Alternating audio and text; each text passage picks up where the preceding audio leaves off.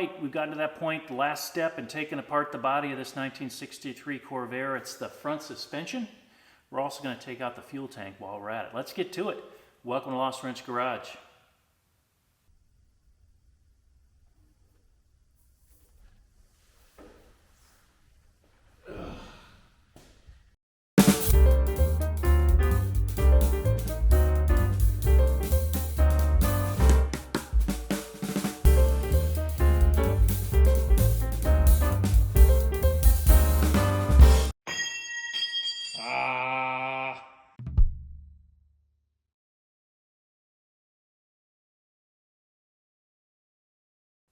I know you've all probably figured this out by now, but I'm a learner. I'm learning this stuff as I go along, so it helps me to kind of, before I take stuff apart, learn what the parts are called, what they're for, what they do, and that sort of thing. So I'm going to try to go through these front suspension and steering components and talk about what they do and what they're called, and I hope I get it right. If I don't, I'm sure you all let me know. But anyway, this is the wheel, of course, and the wheel rotates via a bearing on a spindle. And the spindle is back in here. It's kind of a complicated part. If we could see it at all, it looks something like this. And here's the part that the wheel spins on. And then back here, it kind of has a lower arm with a ball joint and an upper arm with a ball joint. And those ball joints attach to a lower control arm, which is hinged to move up and down with the bumps in the road. Same thing with the upper control arm. Because those move in an arc, you need a ball joint there to compensate for that rotational movement. Then there's a steering arm here that's attached to the steering mechanism linkage to steer the wheel right and left. And we can see that pretty clearly right here. This is the lower control arm hinged back here. It goes up and down. Movement of that lower control arm dictates the movement of this upper control arm, which is hinged up here. And the road bumps are cushioned by the presence of a shock absorber surrounded by a coil spring. Both are seated and attached to the lower control arm, which is the part that moves, and then they're attached at the top to a fixed component, which is this cross member, which is directly attached to the car and doesn't move. So the car hits a bump, the lower control arm goes up, the shock of that is absorbed by the spring, and then to keep the car from oscillating up and down on a spring, it has a shock absorber which uses velocity-dependent resistance between the two components that it's attached to damp the oscillations from the spring. On the other side of the suspension, we have a couple of things which stabilize the suspension components, especially during braking. One is this control rod, and the other is this stabilizer bar. All those components are attached to a cross member, which is attached to the body of the car. So let's next talk a little bit about steering and how that works. And what we have here is the steering arm connected to an outer tie rod end, which is attached to a tie rod, which on this side has an inner tie rod end. The left and right sided tie rods are linked by a drag link. On the driver's side of the drag link, it's connected to the steering box by this pitman arm, which when it rotates, shifts the drag link left and right to steer the car. On the other side, instead of another steering box and pitman arm, we just have an idler arm, which is free to pivot on its own.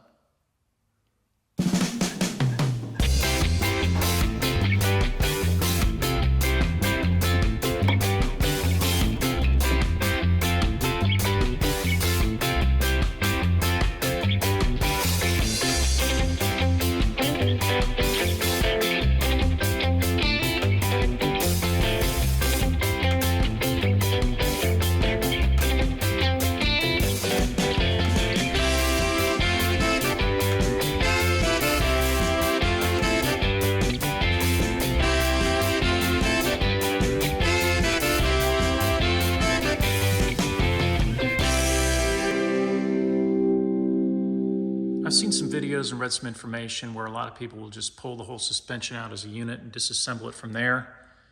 I didn't do that mostly with the rear suspension. I took it out in parts while it was on the car. I just think it's easier for me to do it that way while the car is still on the lift, but especially when it comes to the springs. So I think while the car is still on the lift, I'm going to remove the shocks and springs. And at that point, we'll probably just take everything out and disassemble it on the bench. Let's take out the shocks first. They're attached to the bottom by 2 nuts or bolts. And the service manual says to take the top nut off first and then do the bottom. So that's what we'll do.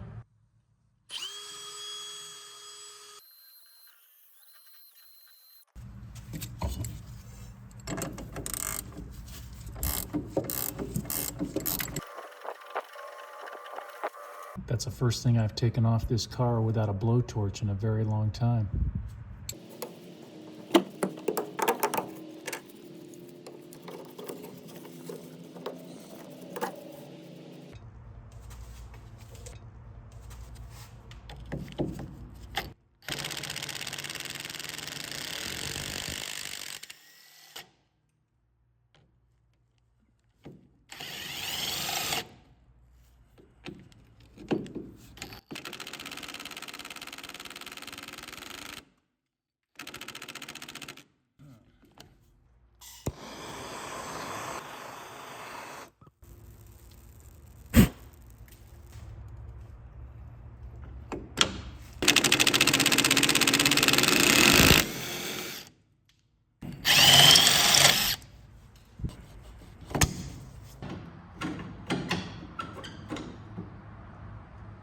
A nut on top of there. There wasn't a nut on the other one, but there is on this one.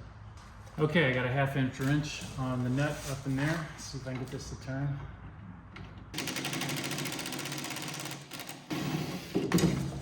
There we go.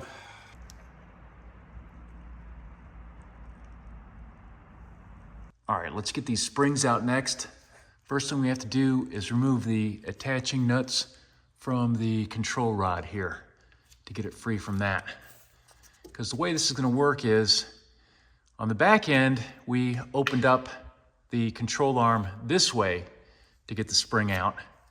On this one, we're gonna lower this down this way to get the spring out that way.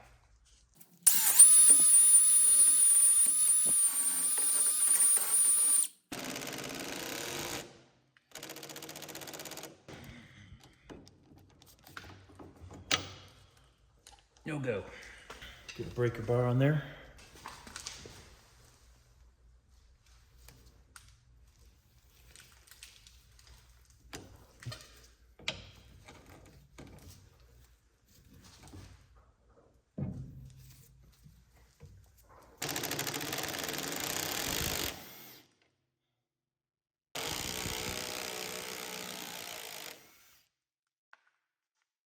So that bar, as advertised, is under a little tension from its rubber mounting back there, and it kind of sprung up a little. I'm gonna make an attempt, at least, to disconnect this brake line right here. If that doesn't work, we'll just cut the hose like we did in the back.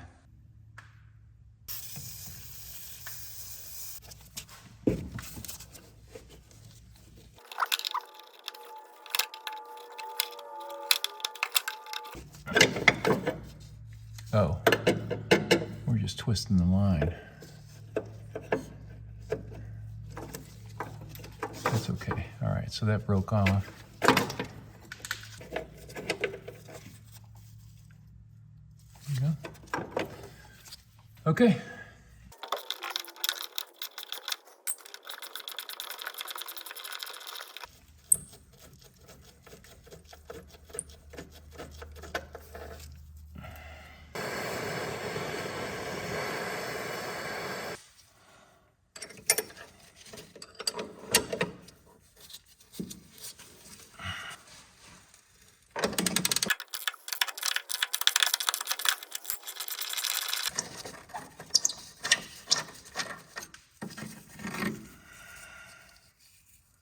Now on this lower control arm, it pivots on a pin back here, and it has a bolt head on one side and a nut on the other.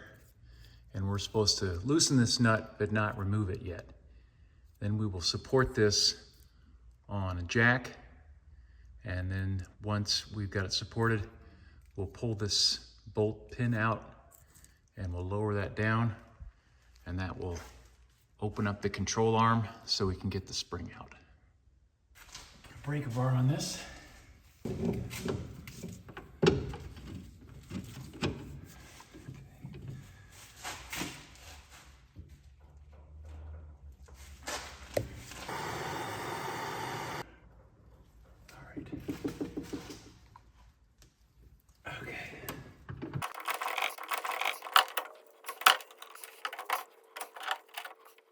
So we got that started.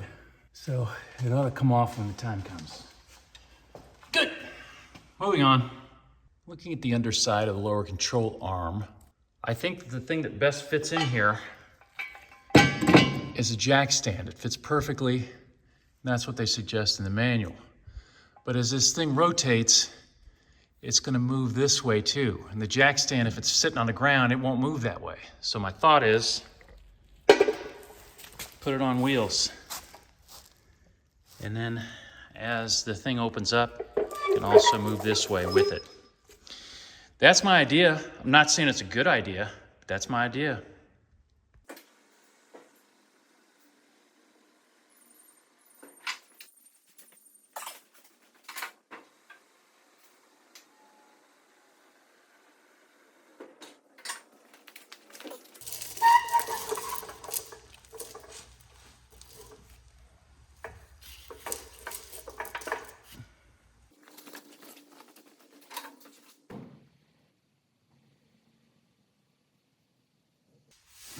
Just about dead on.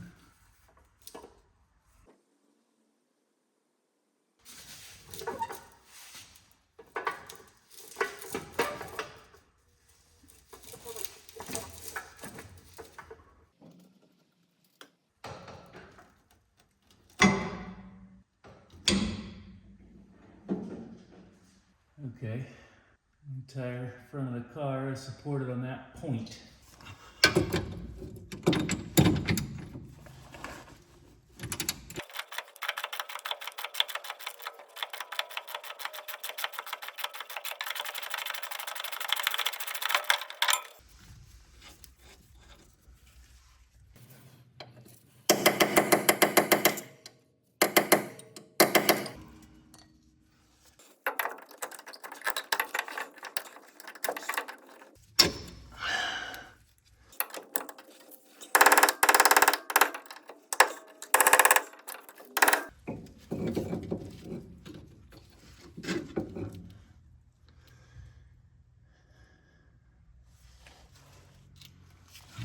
Fuel tank right there, so I really can't hit it with the blowtorch, much as I would like to. Okay.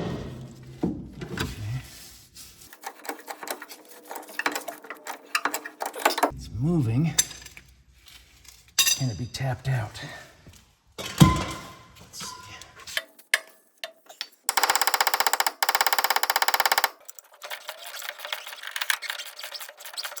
We take a little weight off by raising the car off the jack stand for a sec.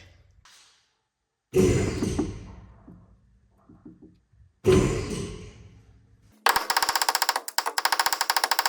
a nightmare. I'm gonna have to do a little cogitating on this one.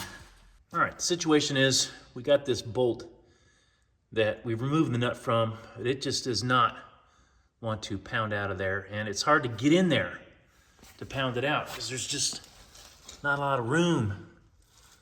So, trying to think about what to use to kind of pound that. So I found this 2-foot section of threaded rod with a couple of couplers just laying around. And I'm gonna use this to put one end on that bolt and pound on the other end to where I can get to the front of the car. I won't have to crawl up in there. I just found this laying around my local hardware store, so I bought it.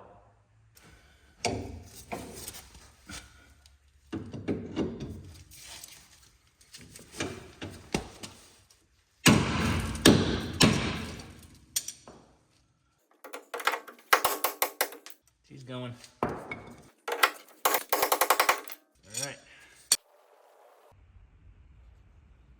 Alright, now maybe it's loose enough that I can just tap it with a standard punch. It's just raining rust on my face. I think that bolt is still wedged in there by misalignment between the cross member and the lower control arm. So I think I need to raise the lift just a tiny bit so that those holes are lined up better so that bolt will be free to come out. So I'm gonna try that.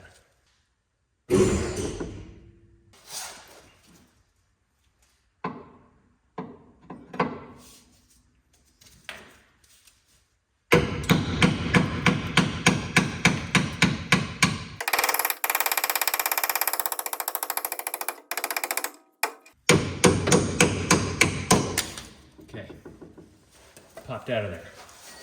Now the service manual suggests that as you're removing the spring, to keep it stable in the shock tower, put a little substitute shock absorber. They just say a rod up in here, and that'll keep the spring from, I guess, migrating where you don't want it to go. There we go.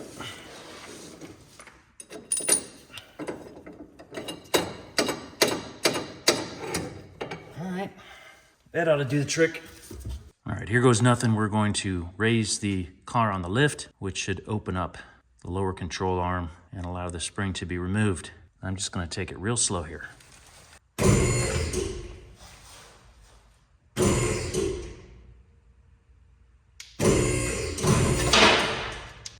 feel like I should have removed the stabilizer bar first, because that's still attached on the back there, and maybe the service manual that I'm looking at is from an earlier version that doesn't have a stabilizer bar. Just noticing that. Let me think about this. So the service manual doesn't indicate the presence of a stabilizer bar, which we should see an attachment point for right here. So you look in the 6263 manual, and when they talk about the suspension here, they don't mention anything different with spring removal or the presence of a stabilizer bar. So I feel like I got kind of hung out to dry on that one.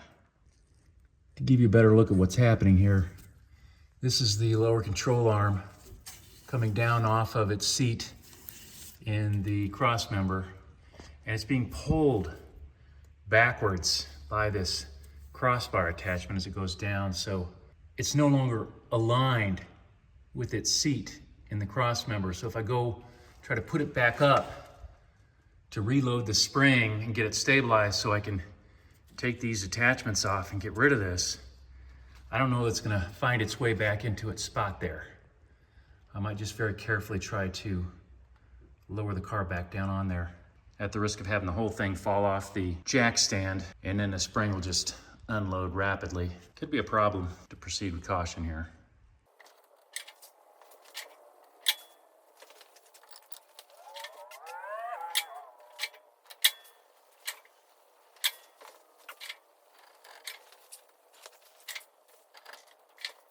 Okay, I got us back to square one without the pin engaged, but the lower control arm is now seated again. So I think it's safe. Things are stabilized here to go ahead and work on getting this stabilizer bar off. I guess I could put this back in too, if it'll fit.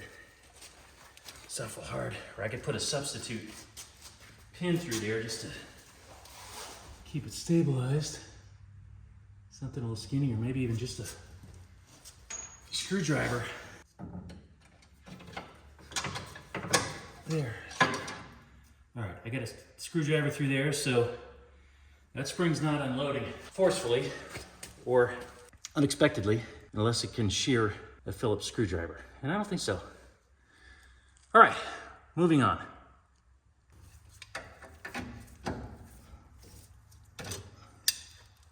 Broke right off of there. Broke right off.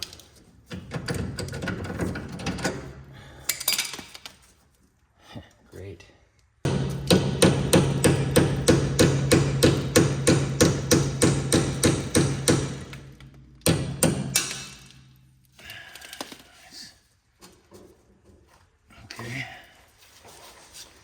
Now what? Okay, I got in there with a little chisel and I kind of came open there. I missed recording that. But now we're just going to raise the car up, leaving the lower control arm of the jack stand. Take the screwdriver out of there. And that should open up the control arm and we can get the spring out. Here we go.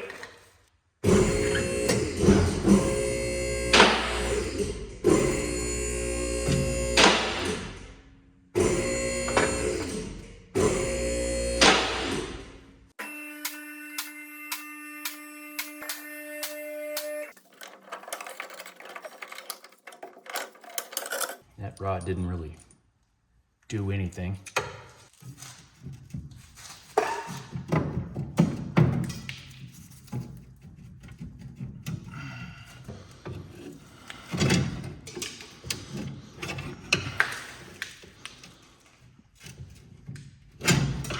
So close.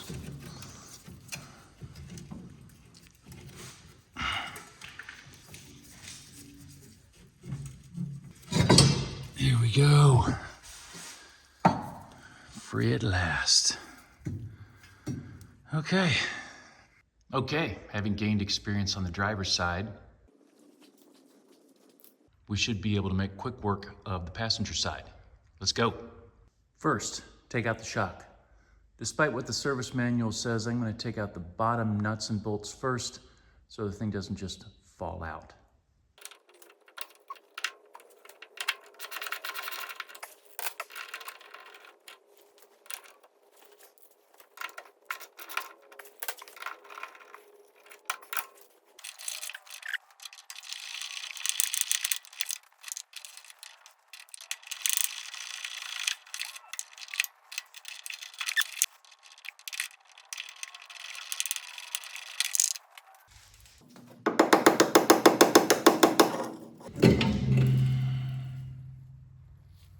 These shocks are Travway, premium heavy-duty shock.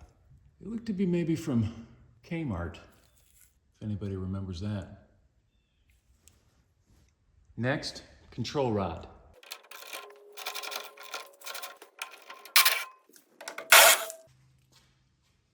Next, stabilizer bar.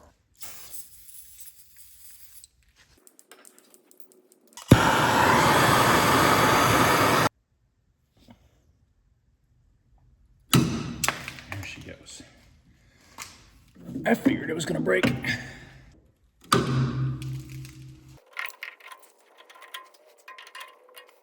Next, lower control arm hinge pin nut.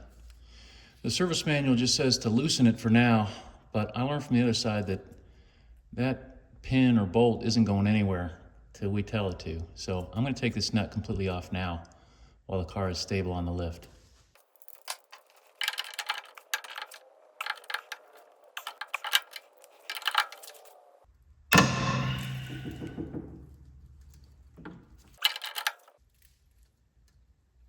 It's going.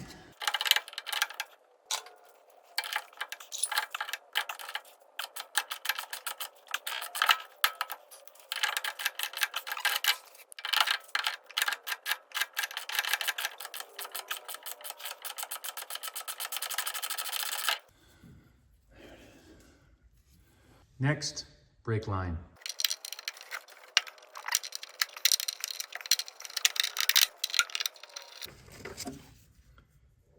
I don't have it in me to mess with the bolts holding this brake hose in, so it's gonna go.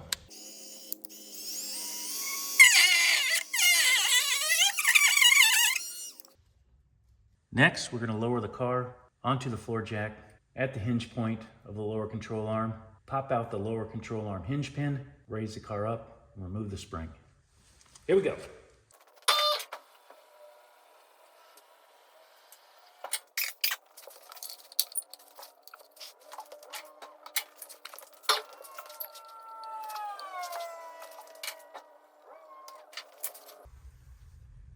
Looks good.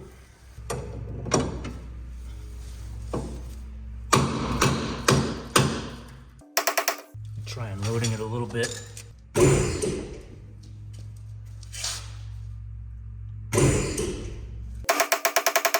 see if I can get this stubborn thing moving a little bit. Then maybe we can pop it out.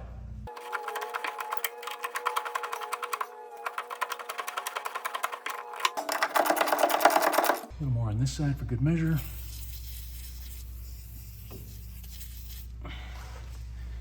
That ought to help.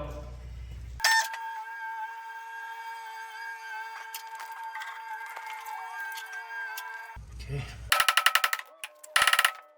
Try and loading it a little bit.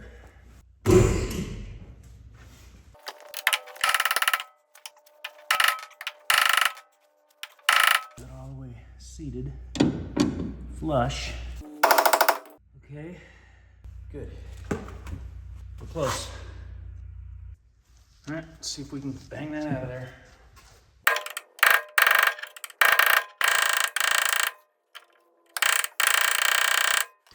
I'll try putting the lift down again a little bit.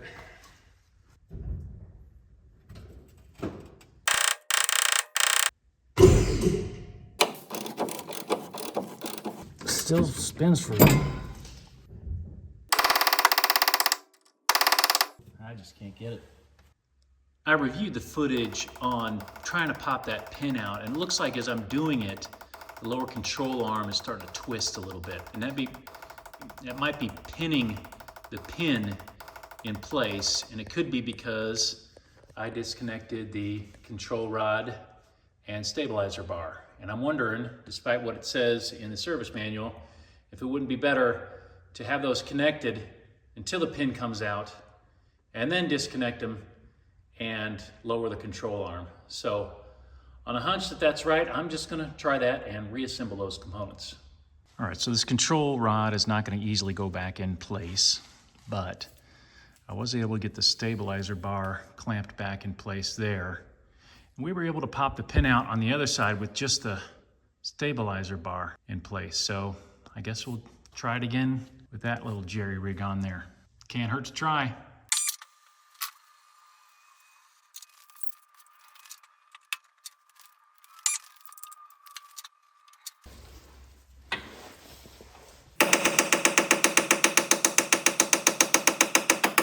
It's actually working. You see the holes didn't line up. Now it's slipped off of that one. Still pinned on that. So I need to raise the car up a little bit because now we can see that the lower control arm is pushing its hole up above its alignment with the cross member hole. So we want to line those two up better. To do that, we're going to raise the cross member up by raising the car up off of the lower control arm and jack stand. So let's try that. Okay. It's almost perfectly lined up. Just need to drop it just a tiny bit. All right. It's pretty well lined up.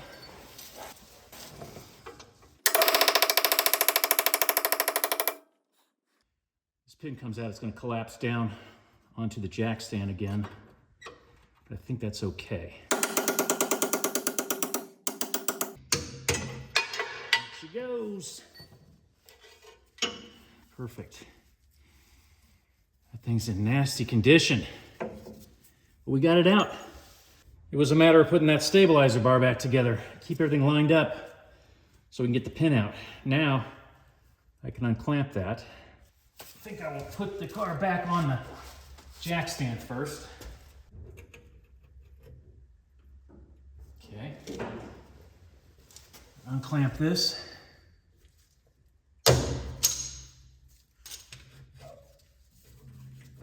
That's free. All that's left is to raise the car off the lower control arm, and that spring should open up.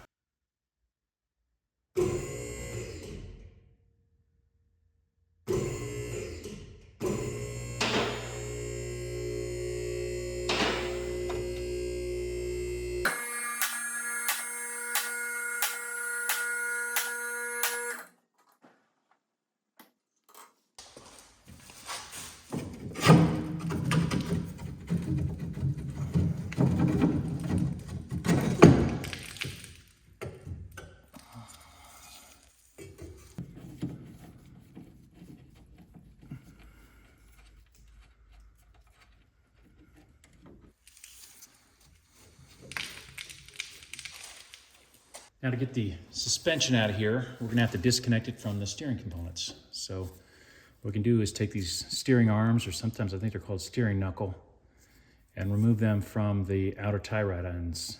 And then we can lower the whole suspension out. Let's do it.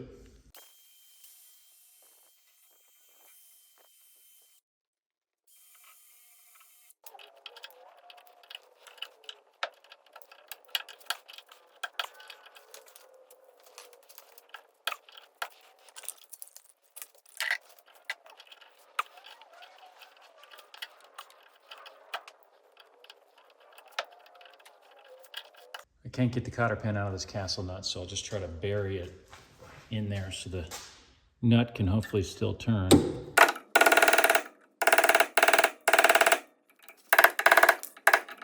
Okay, destroyed that. May have destroyed the threads on the bolt as well, but we'll see.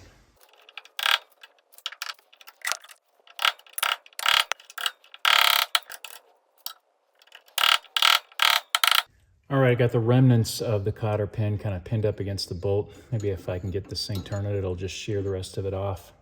Worth a try.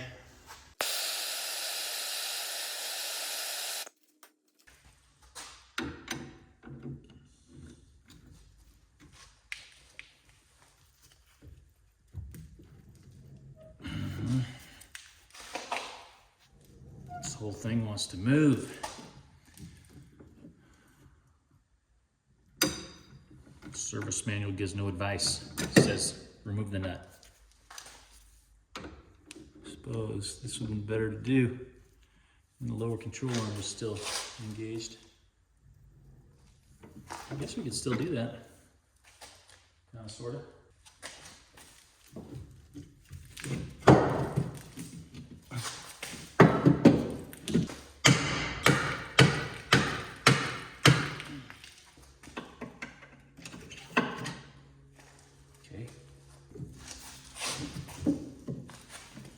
Oh, yes! Sucker's going. You can't even see it, can you? There.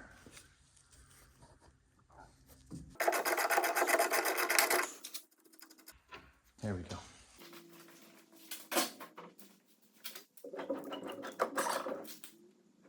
Service manual says to free the ball stud from the relay rod by backing up boss with large hammer or dolly and striking opposite side with hammer of slightly lighter weight.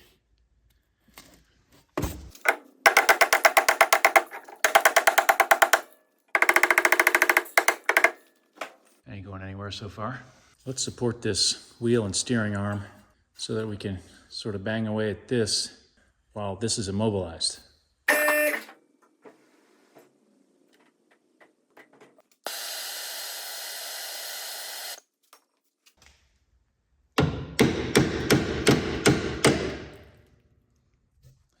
That did it. Nice. All right, let's do the same thing with the outer tie rod on the driver's side.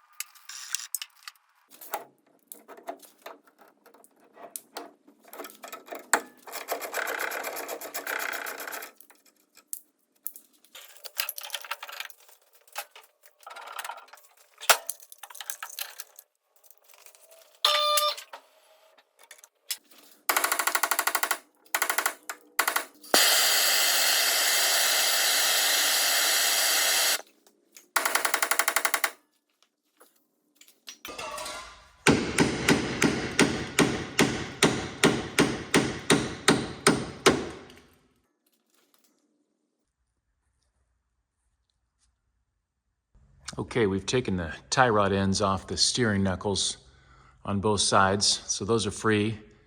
So the suspension and its cross member are free to come out of the car, but the drag link is still kind of in the way. So I think I'd like to remove it at its attachment points to the pitman arm and the idler arm and just get that whole steering apparatus out of the way.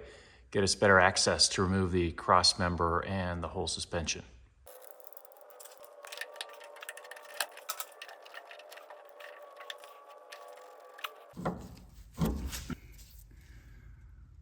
That actually came out of there.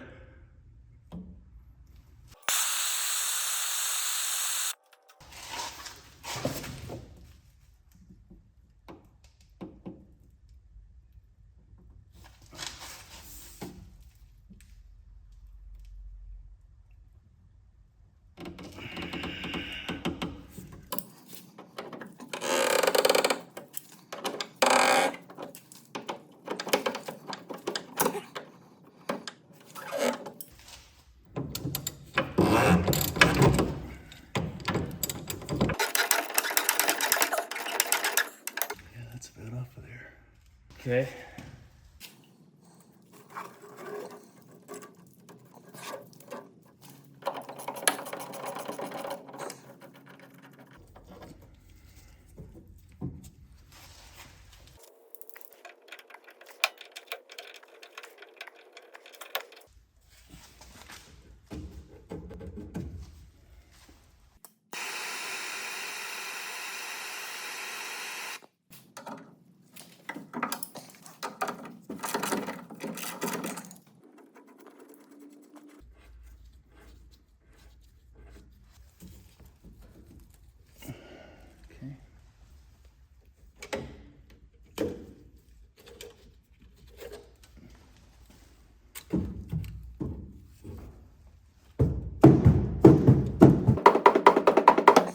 Oh,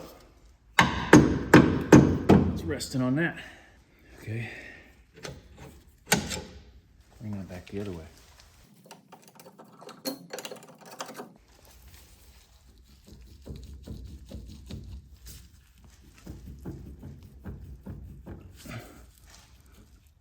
Interesting.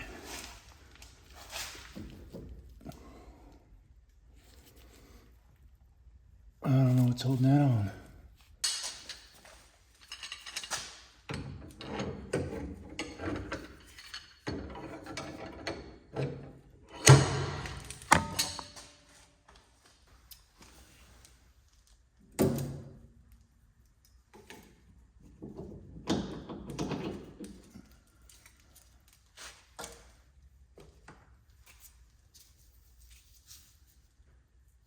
Drag link and tie rods.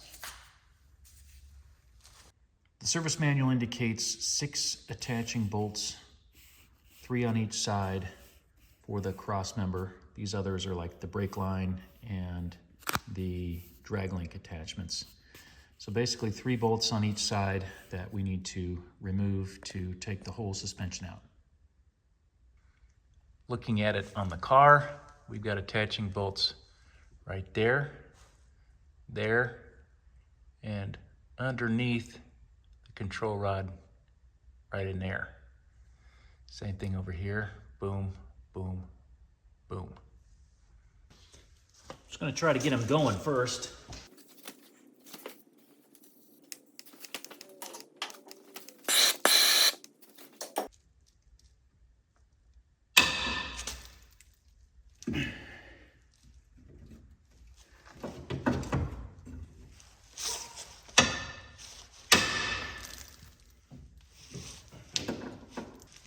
Two down.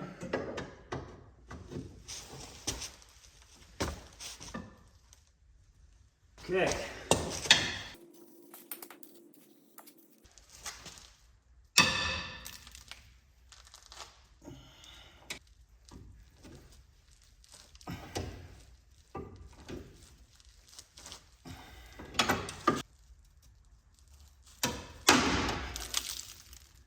All right, last one broke.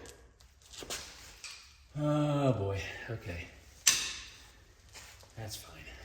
Since the back bolt broke here, I put a little chain to support this once we get the middle bolt off. I'm gonna work on the middle bolt here, get that off, leave the front bolt, put it back on the table. Front bolt's the easiest one to get to.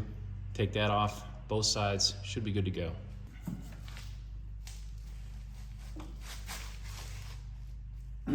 Boy.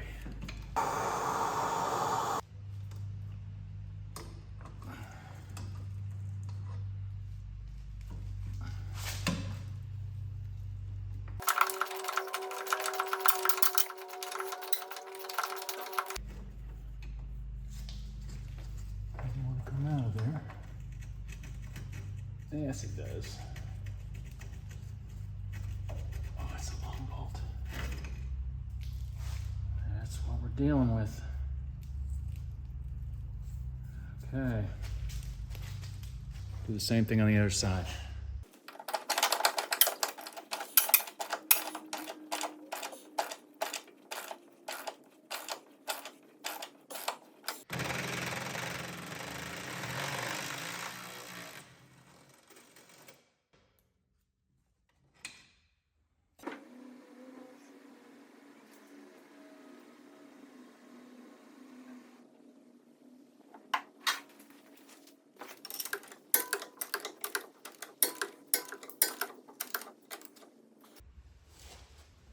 I'm going to put a block of wood under the cross member so that the cross member is actually resting on the table, so that as I remove the bolt, it doesn't keep putting pressure on the bolt.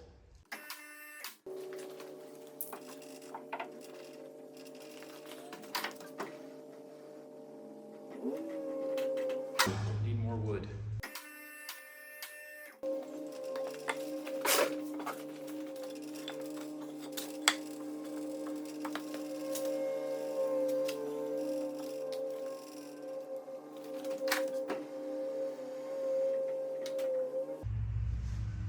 Okay, the bar is resting on the table. Hope that table's strong enough. Moving on. It broke. Okay. Now I got 2 more bolts holding this thing on. 2 front bolts on either side. I'm going to take those blocks of wood out of there, get this thing set in more square on the table.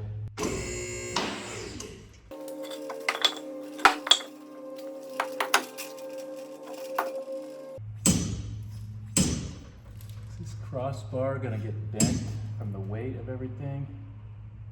Just put 1 block of wood under there to keep the weight off the crossbar.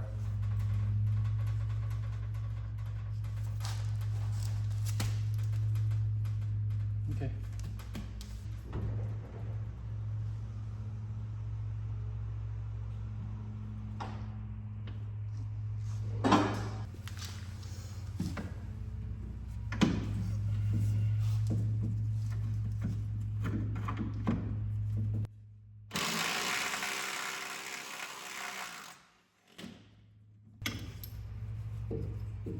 Okay. Now we're back on the driver's side. 1 more bolt, the front one on the driver's side, right up in here.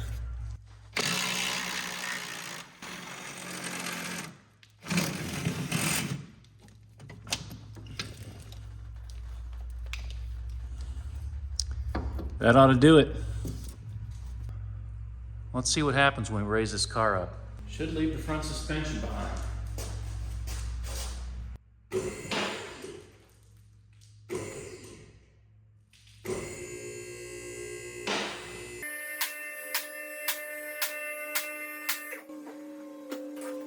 Sure enough.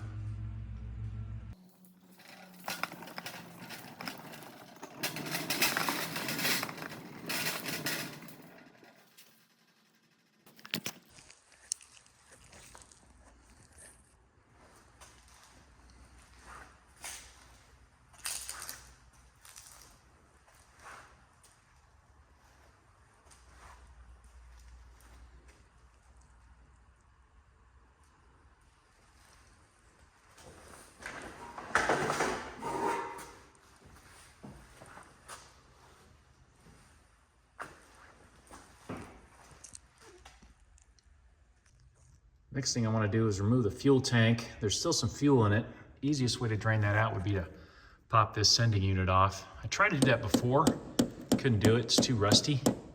Might give it another try now that I got better access to the whole thing. If that doesn't work, I'll just either siphon the fuel out or take the fuel out, or take the fuel tank out and then dump the fuel.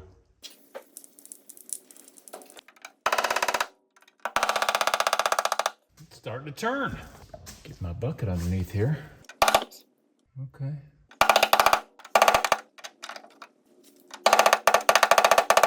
There it goes. Wow. Okay.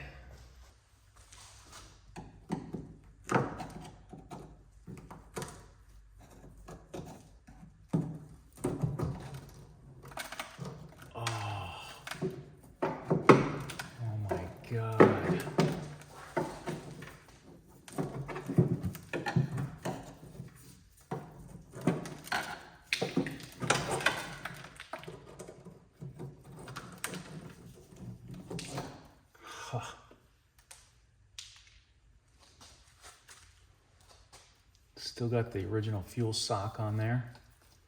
Sending unit. Still moves when you work it a little.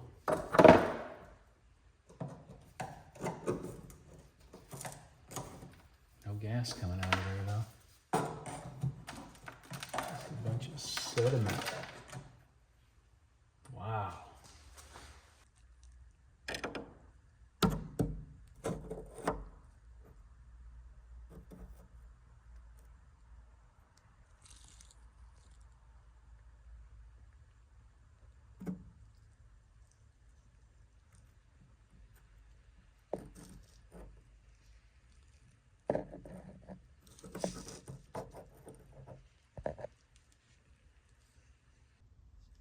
All right, step one in removing the fuel tank. We gotta free up the filler neck, and it's got a little rubber piece. This little rubber piece right around the filler neck there. We gotta get rid of that. Pretty sure when you install this thing, you have to push that gasket in from underneath. So maybe the thing to do is to push it back out the other way. So I'll try that. If that doesn't work, I'll cut it. Clark's Corvair has replacements.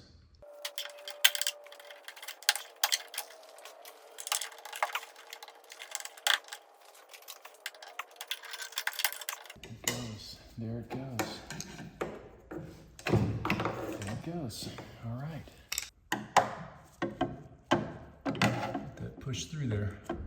Now the fuel tank is held in by a strap, which has hooks holding it on, and there's a threaded end to that hook with a nut on it. So you take one of those out, that brings the strap off, and you're supposed to lift the left side and tip it out like that. Pull it out.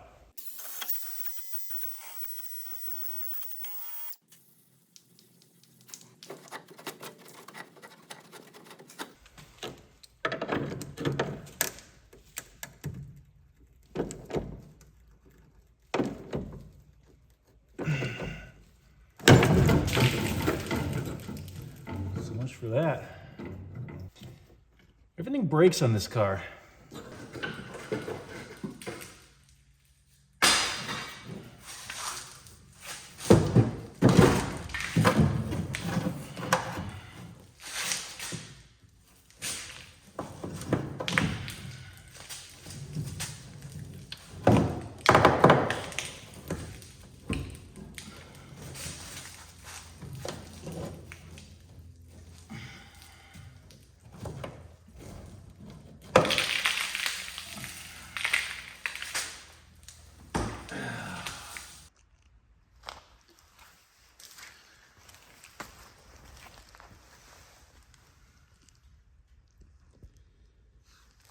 So that fuel tank was definitely going to get replaced no matter what.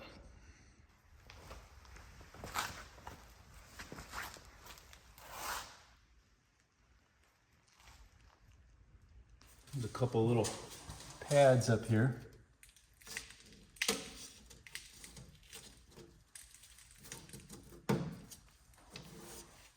I guess they're just glued on. Let's take out this idler arm.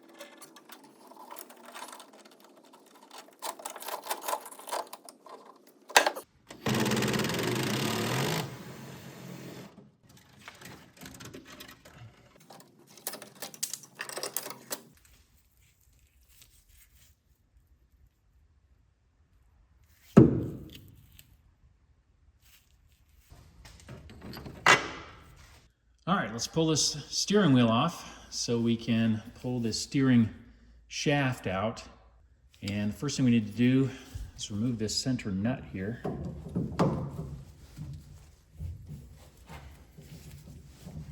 Obviously the wheel's going to want to turn. There we go.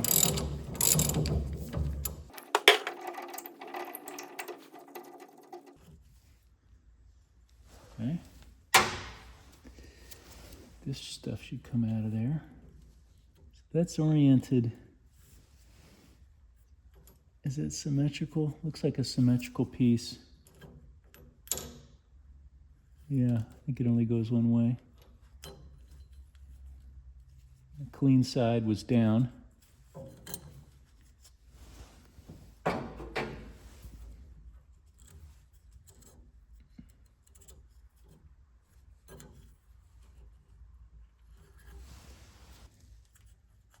That's the horn button right there. Now we're gonna have to attach a puller to this so we can pull the steering wheel off. It's attached by splines on there.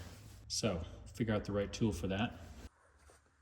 Center of this wheel conveniently has a couple of threaded holes, which I think are just to put a puller on there. So I had this, it's actually harmonic balancer puller, and it's got some bolts that look like they'd fit, but I try to do this. They're not exactly right, and I kind of looked, and they're actually 8mm. So I went to the hardware store, picked up some 5/16 fine threaded. Let's see if this is right. Okay. All right, I also got one that's a coarser thread. This one's a coarser thread.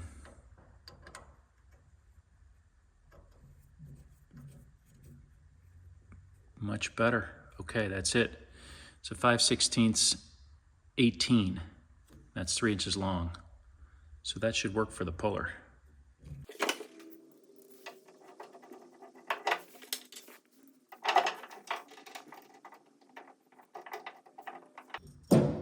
Okay. Tighten that up a little bit. Okay, that seems pretty even.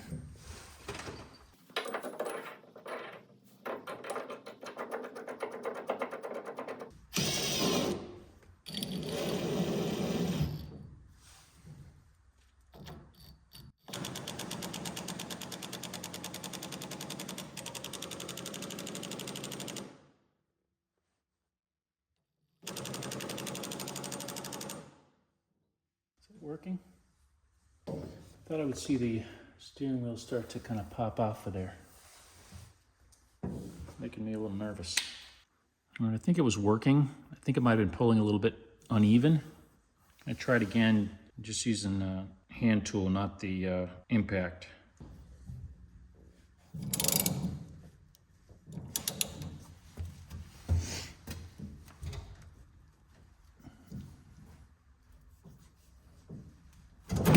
There we go. I was probably real close before. Just got kind of freaked out, I guess. There we go.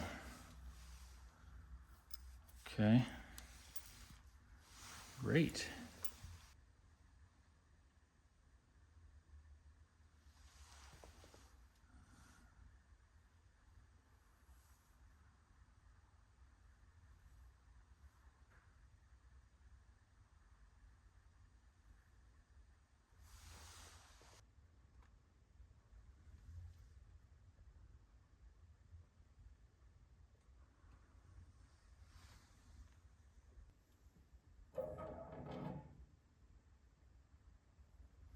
I think in order to get the steering shaft out, we first need to remove what they're calling the mast jacket, which is the painted part that surrounds the whole thing.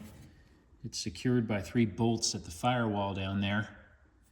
First, we need to do a little disassembly in here. This part needs to come out, and I see a flathead screw right here, so let's take that out.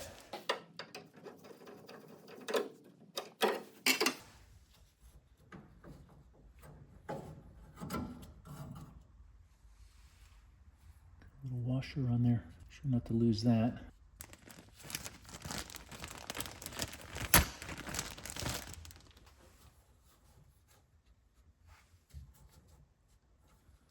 There's a screw back here. If I take that off, what will happen? Maybe this whole thing will come off.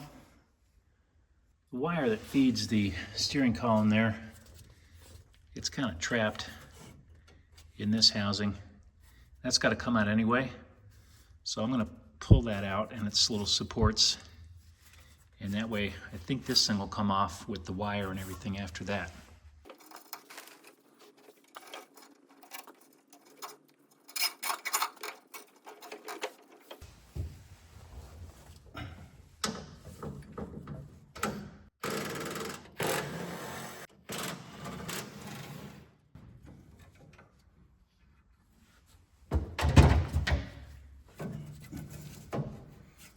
Oh, it's part of the whole thing. I didn't do anything, actually. Oh well, it needed to be done anyway. Moving on, I'm going to take this screw out here.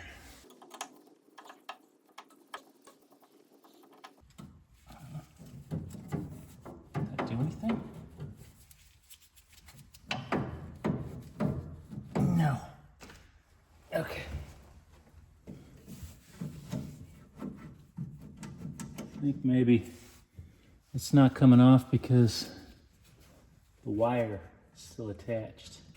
All right, I think I figured some things out. That little screw that was on the back of this, it screws into this little piece. And I think the only purpose of this is when you secure that on there, it puts pressure in the right spot so that the distance here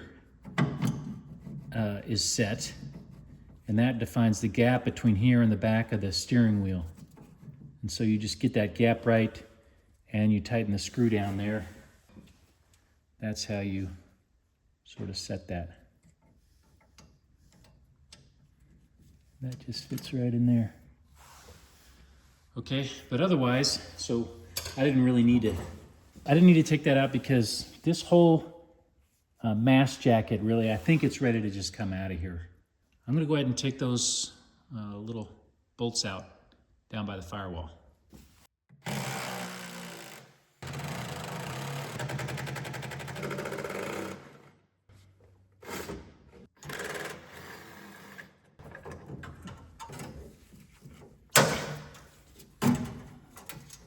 Little bearing assembly is attached there. I'm concerned because there's ball bearings in there. What's going to happen?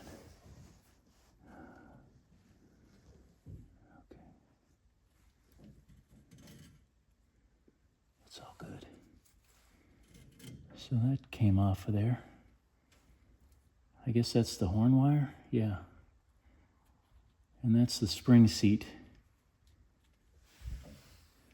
in there. Okay, set that down.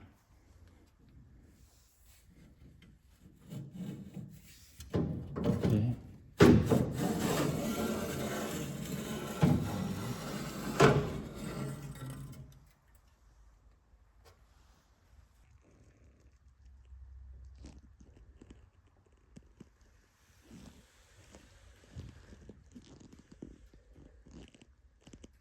I wonder if you could drive like this down the road, you know.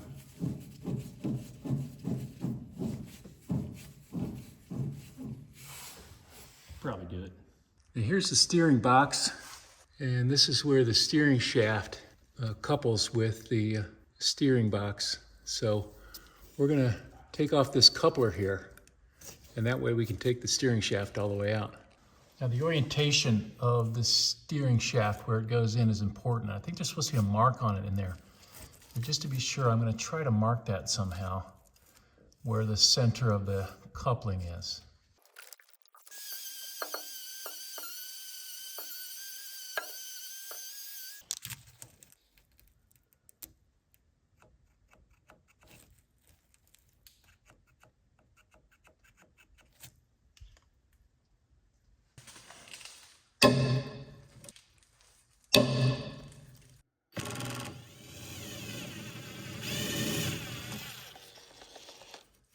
All right, now let's turn in the head.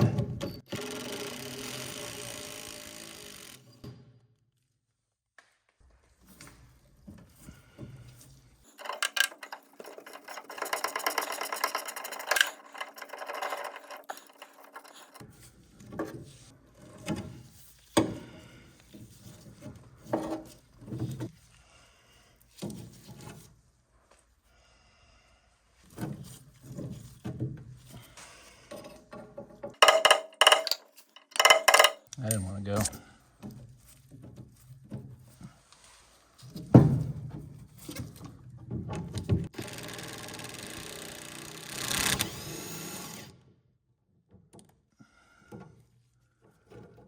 So rusty. All right, I'm going to try to gently tap that open.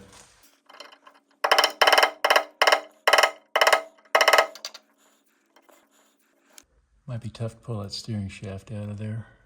Might be easier to pull the steering box off of there. Might have more leverage that way.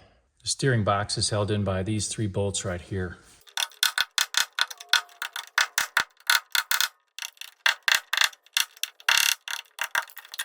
Yay, more rust.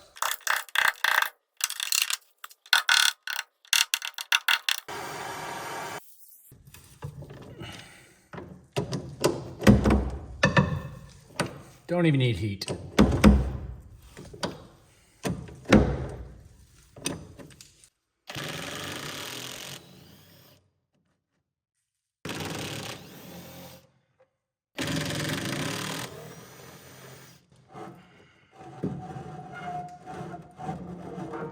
It's taking the whole thing with it. Work the whole thing out this way. I'm worried it's going to bend it.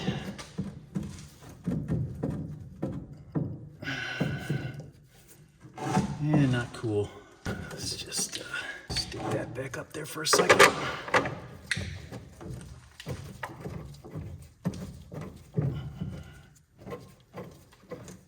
Okay, let's think about this. I actually think I can take the steering box and the steering shaft out as a unit without bending the steering shaft. There's enough kind of play in the hole where the steering shaft goes through that I think it'll make it. So let's give it a try.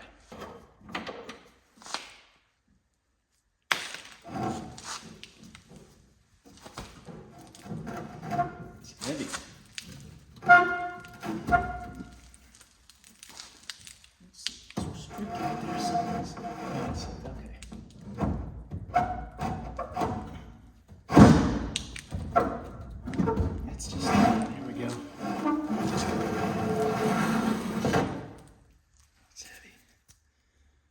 Okay, it's out. All right, the steering box and steering shaft are out. Let's work on the brake lines. They end up in the wheel wells, and they're routed into the firewall on both sides. And they end up in the interior, and this still has the block attached, so we're going to get it off of there, push it through the firewall, and remove them that way, I think.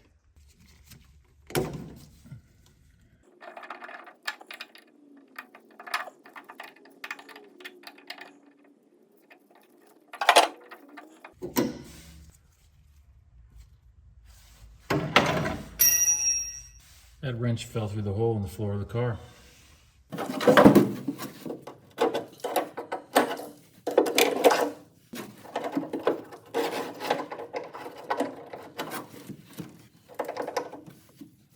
This is driver's side brake line.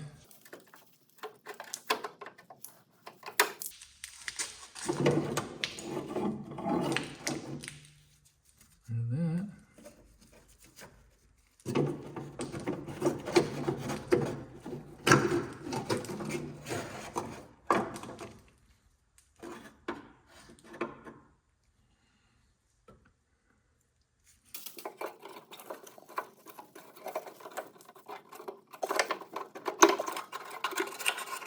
All right. Now we'll get the passenger side.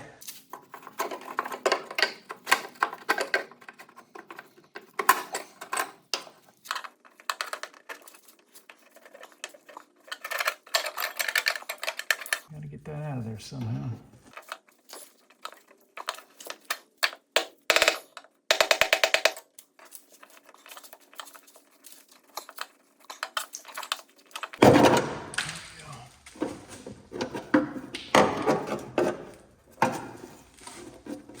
Okay.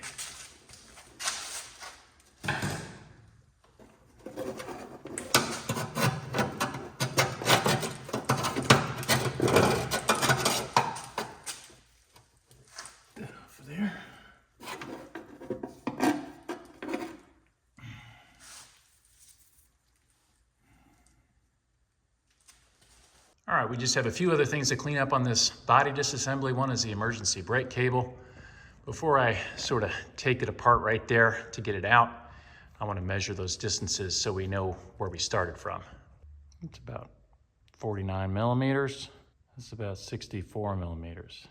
Remember that for me, okay?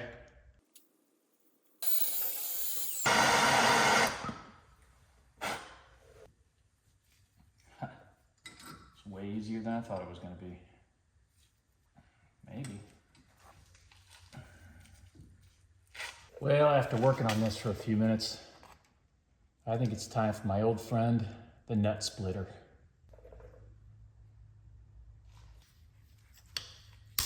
There.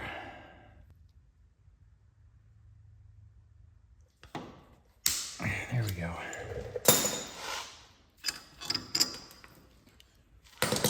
There we go. She's off. So this part's free. And then, can we thread this through though?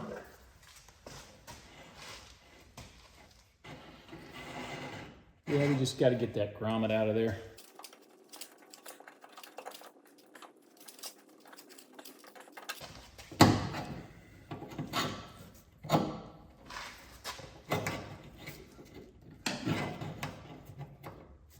I think we have to destroy that grommet.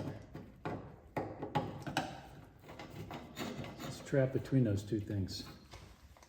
I need a little more headroom in here. See, I should have pushed it out this way.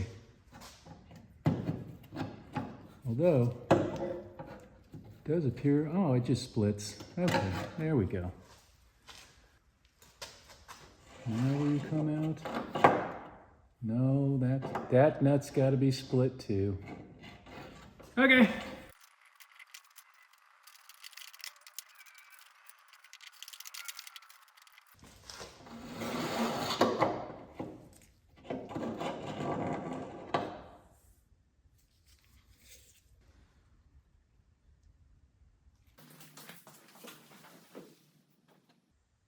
All right, we did it. We got the body of this car basically completely taken apart now that the front suspension has been removed.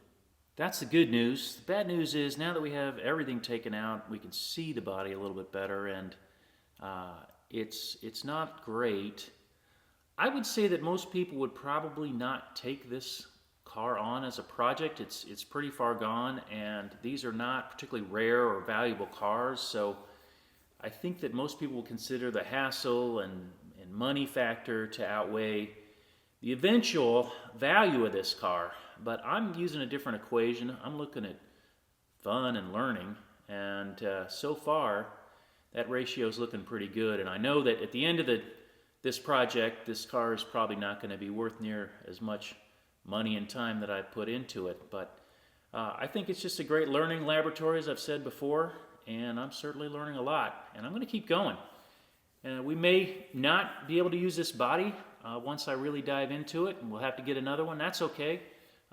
It's all about learning. So, no promises, but I think the next video you're going to see is the start of the reassembly of the engine. As I said before, I've got all the parts, almost all of them from Clark's Corvair. Great resource for Corvair parts. We're so fortunate in the old car hobby to have places like Clark's when we got a particular make and model of car that really supports that. Anyway, that's it for this video. My name's Scott. This is Lost Wrench Garage. If you like these videos, be sure to hit the like button, subscribe to my channel, hit the notification bell. And until I see you next time, do one thing for me. Keep well and keep learning. I guess that's two things.